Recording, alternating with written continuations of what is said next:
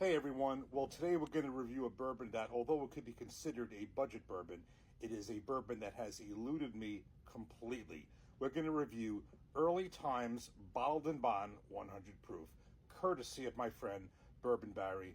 Bourbon Barry, once again, thank you so much for all these samples. I'm having a great time going through these, and now we are really getting to the meat of the lineup, so I'm having a lot of fun with this.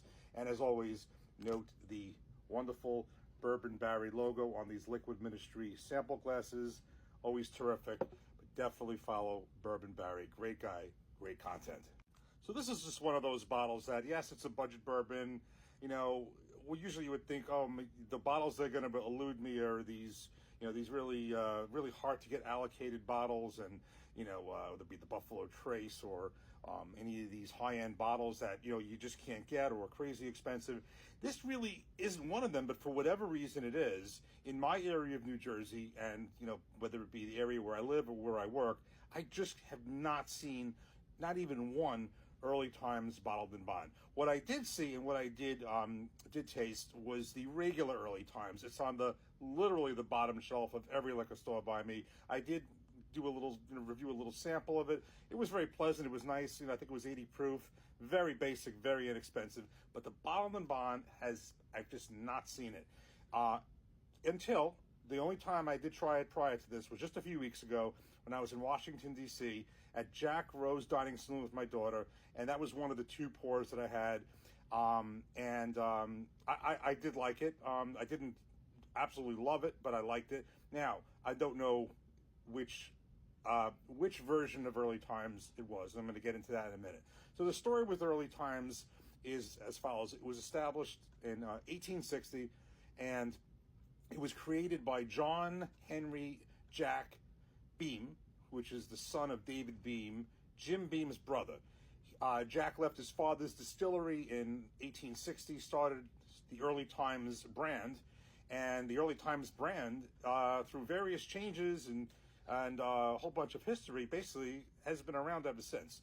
I believe in 1945, Brown-Forman bought the brand and established the Bottled and Bond. And then in 2020, the Early Times brand was purchased from Brown-Forman by Sazerac Company. And I think in 2021, the production was moved to the 1792 Barton Distillery. Now, that brings in the comment I made before, because there's basically a big debate about black cap versus blue cap. Now, I did make sure before I did this review, because I just have the sample here, I did check with Bourbon Barry, and this is a blue cap. So blue cap means it is part of the Sazerac Company since Sazerac Company purchased the brand from Brown-Forman. So when it was with Brown-Forman, it was a black cap, and since Sazerac purchased it, it's supposedly a blue cap.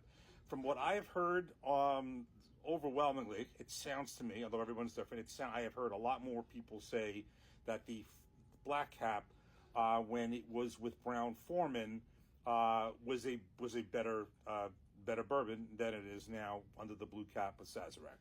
I don't have anything to compare it to, and I'm not sure because I don't know when I did this review in Washington at the Jack Rose.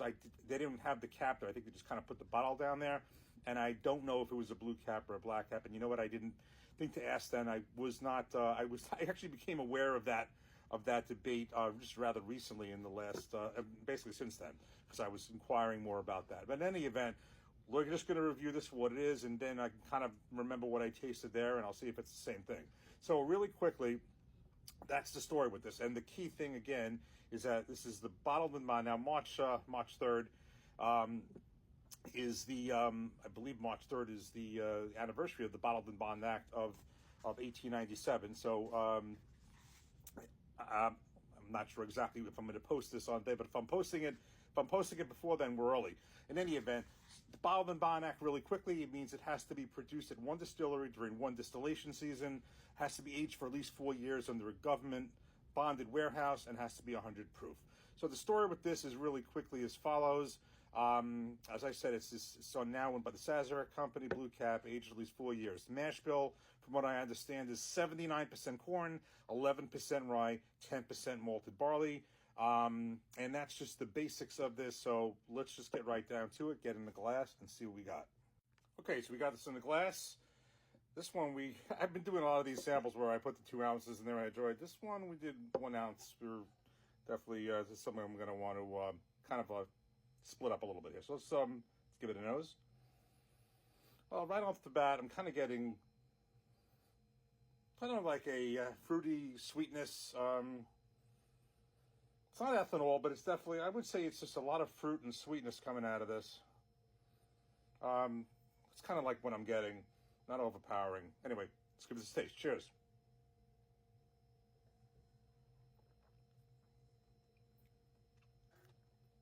That's very good. I mean, I don't want to use cliches. We use this a lot, but honestly, I really am getting a good dose of caramel and vanilla right off the front. I'm getting a little bit of oak.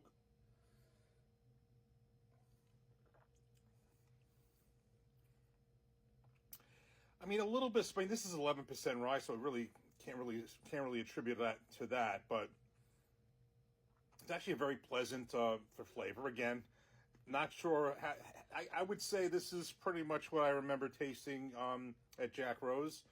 Does that mean it's the same exact one? I mean, if it's blue cap versus black cap, I'm not sure, but it kind of is in line with what I remember tasting there.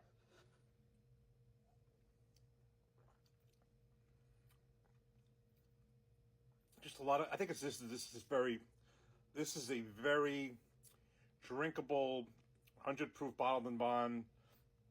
A lot of flavor. Yeah, you're getting a lot of the traditional caramel, vanilla, oak. The thing is about this, knowing what I mean, I can't see it by it, but knowing what the MSRP is, I don't know what is this like, $25 or something like that. I mean, somewhere in that range, give or take. I think this is a great deal for a bottled and bond, 100 proof. This isn't. I think it drinks and tastes. At least that, certainly even a little bit more. I'm not saying this is drinking like $100 bottle, but this seems. I just wish I would certainly wish they had this by me. Nice, medium finish. All right. I mean, this verdict's good on this one.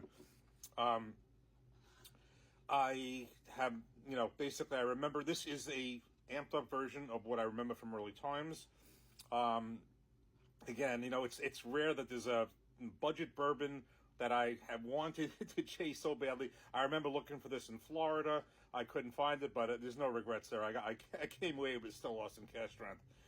There was nothing lost there. That was absolutely excellent. But look, I say this is definitely. I can see why everybody really rates this one, whether it be a good budget bourbon, great bottled and bond. This is extremely tasty. I think we may have to dip into the rest of this, but this has been a lot of fun. Bourbon Barry, thank you again. Really appreciate this. We are really coming up to the ones that I am extremely interested in. Every one of these has been great so far. Oh, except for the first one, the bottle that you gave me, the bullet. Yeah, that one was special, but all the samples were excellent. I really appreciate that. And we got some good ones coming up. Bourbon Barry, thank you, and thank you everyone for watching. Cheers. Take care.